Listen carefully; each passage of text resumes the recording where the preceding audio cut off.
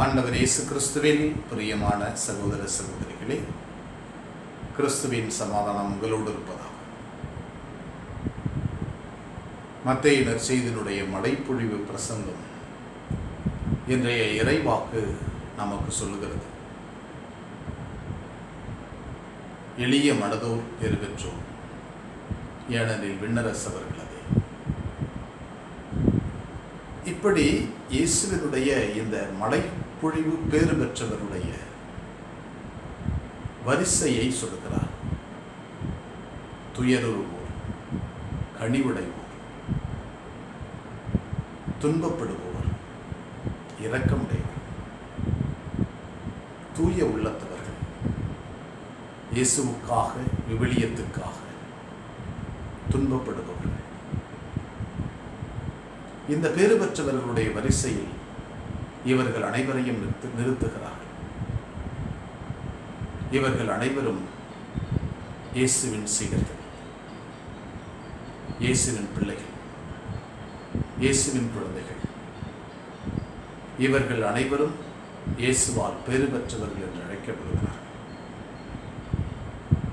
எனவே இயேசுவை இந்த சீடர்களில் பார்க்கவும், இயேசுவினுடைய கொள்கைகளை இந்த சீடர்களுடைய முகத்தில் பார்க்கவும், யார் யார் எளிய உள்ளத்தினரில், கனிவுடையவர்களில், இரக்கமுடையவர்களில், தூய உள்ளத்தினரில்,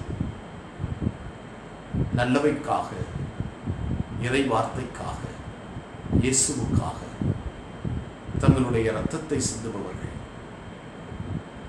இயேசுவுக்காக, நல்லவைக்காக துன்பப்படுகிறவர்கள்,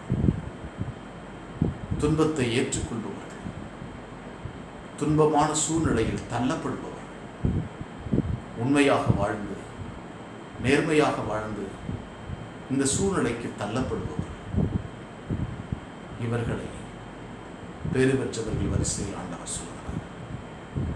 நாமும் இப்படிப்பட்ட பேறு பெற்றவர்களாக இருப்போம்.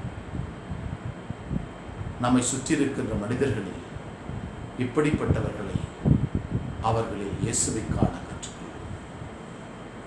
எங்களை வழிநடத்துகின்ற ஆண்டவரை நீ போற்றுகிறோம். அற்புதமான நாளுக்காக நன்றி சொல்கிறோம்.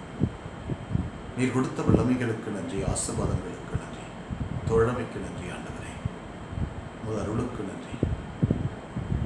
ஆண்டவரே, பேறு பெற்றவர்களுடைய வரிசையில் எங்கள் எல்லாரையும் அமர்த்திருக்கிறீர், வழிநடத்திருக்கிறீர்.